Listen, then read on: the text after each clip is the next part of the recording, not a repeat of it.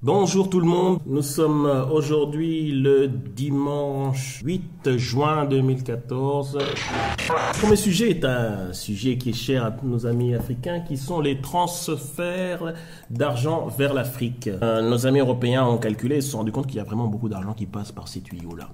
Certains économistes disent les 2 milliards c'est ce qu'on peut mesurer et qu'à côté de ça il y a la filière informelle qui représente pratiquement 3 fois cette somme. Ces montants sont supérieurs à toutes les aides envoyées en Afrique. Et donc finalement, les gens disent que finalement, l'Afrique est financée par les gens de la diaspora qui envoient de l'argent. Je pense que le problème de base est pourquoi sommes-nous arrivés à envoyer 100 € en Afrique. Le deuxième souci que cela soulève, c'est le niveau de, excusez-moi pour le gros mot, de bancarisation du bled. C'est le continent qui était considéré comme un petit, des gens qui sont là pour être des assistés, etc.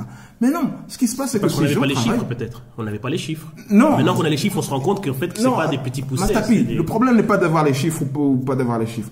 Le problème, c'est d'avoir un partenaire en affaires. Il y a 2 sociétés qui ont fleuré, qui ont reniflé la bonne affaire. Ils ont dit, là, il y a du pognon. On va organiser quelque chose pour ces gens-là. Et non seulement ils l'ont organisé, mais ils l'ont sécurisé.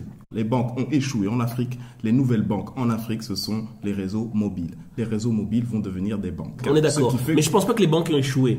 Échouer veut dire que les banques avaient dans leur plan de donner un compte à tout le monde. Or, ce n'est pas le cas. Ce n'est pas dans le business plan. Voilà, donc, ils ne se rendent pas compte qu'ils ont échoué.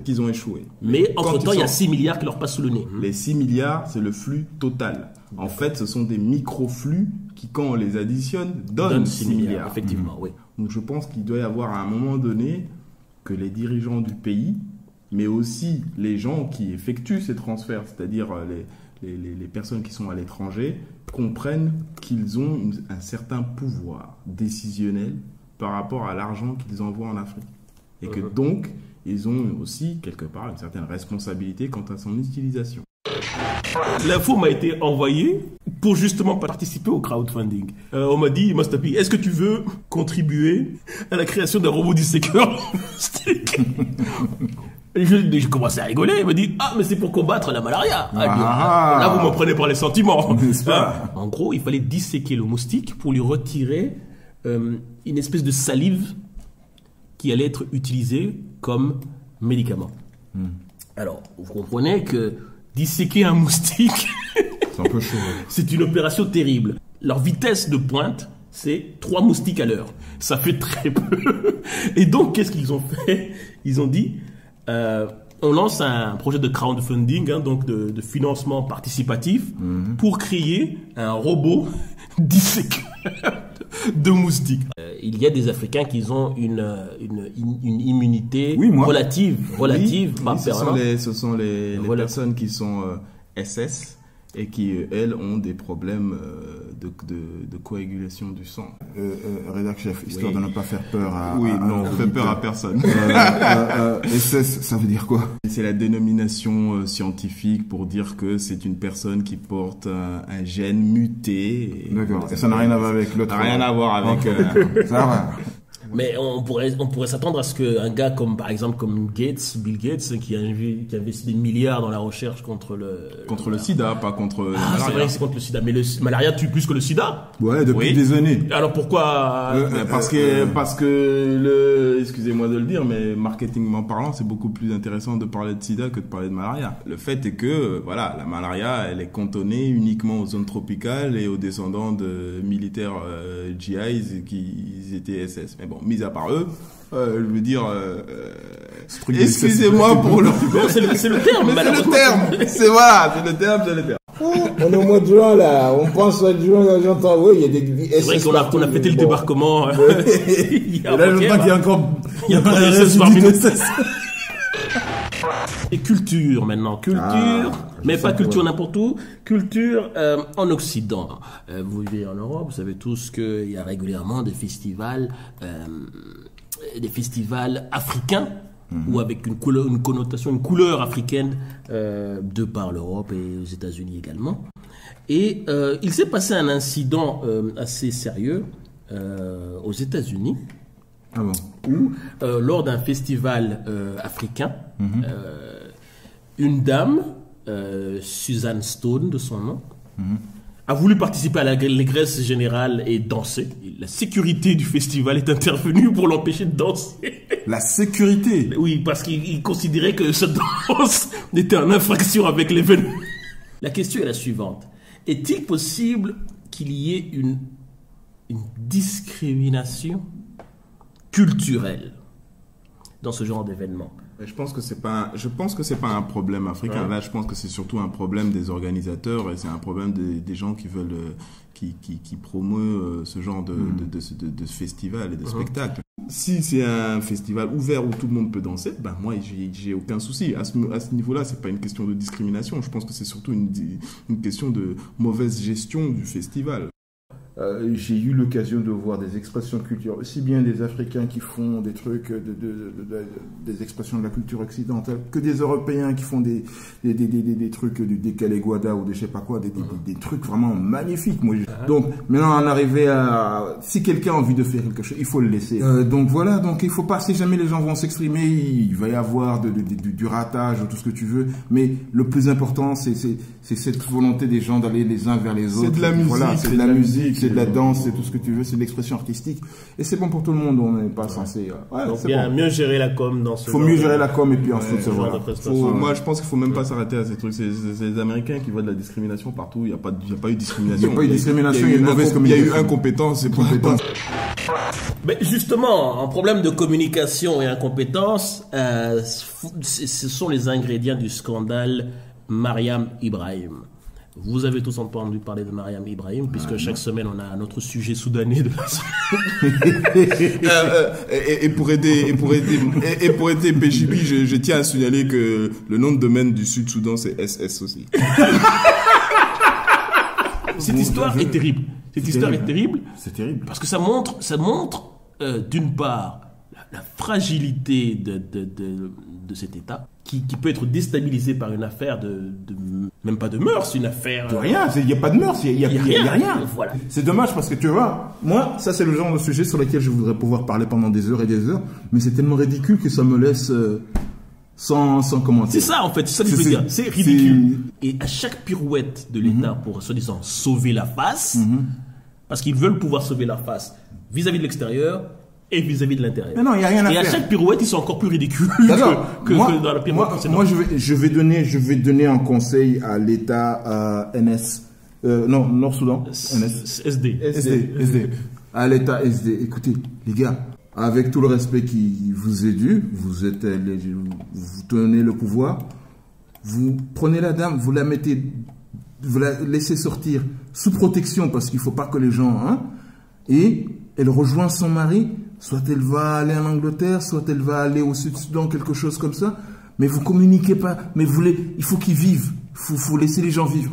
Et après vous vous attaquez aux problèmes qui sont beaucoup plus importants du genre les Chinois, le pétrole, relations avec les Sud-Soudan ou des choses comme ça. Vous voyez, vous allez à l'essentiel. Mais monsieur et madame veulent vivre ensemble, ils ont déjà un enfant, ils ont déjà suffisamment de problèmes. Vous les laissez et vous allez à l'essentiel.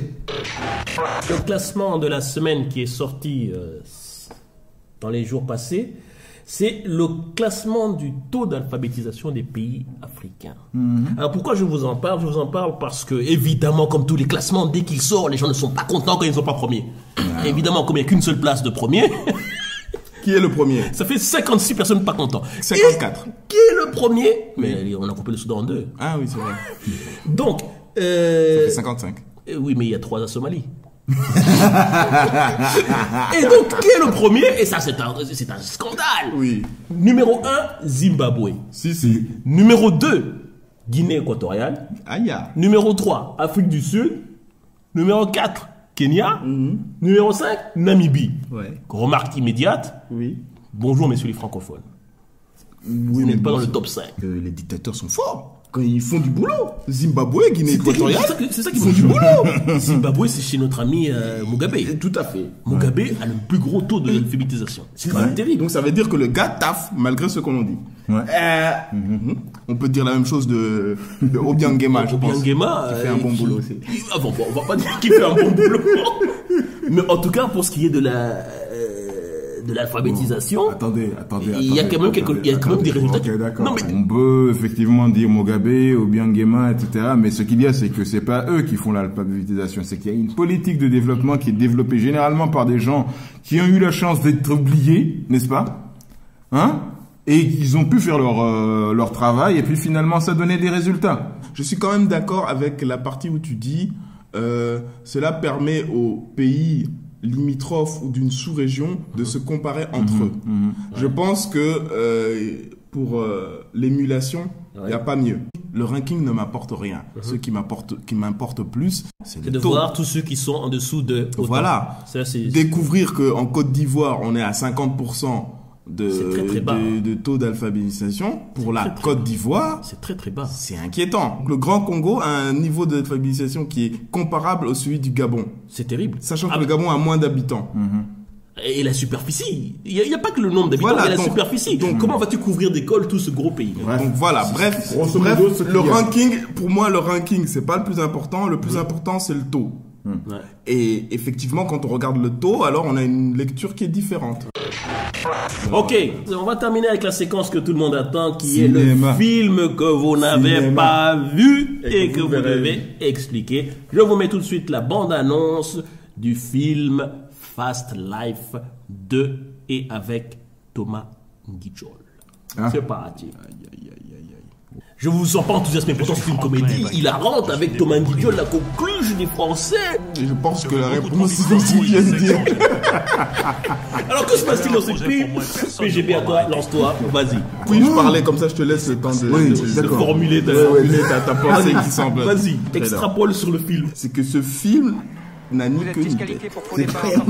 Et afin de le vendre à la populace d'origine africaine, afropéenne de France, j'insiste, on ne sait pas si le gars il est né en France, je crois pas, il doit venir d'Afrique directement, du Cameroun visiblement, et voilà, et tous les clichés du gars qui est venu d'Afrique, qui a pas réussi à percer, qui retourne en Afrique et qui va se ressourcer pour revenir plus fort. Tu ne sens pas beaucoup ces films, on dirait.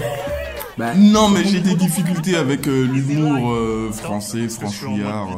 Ce que vous appelez cramer beaucoup de sujets dans un seul film, c'est ce qu'on appelle, en technique cinématographique, genre, je vous apprends un truc, c'est un film à sketch. Je suis tout à fait d'accord, et c'est très bien ce que tu dis, c'est un film à sketch. Film à sketch. Donc les sketchs, en fait, c'est eux qui ne vous ont pas convaincus. Maintenant, non, voilà, c'est ça.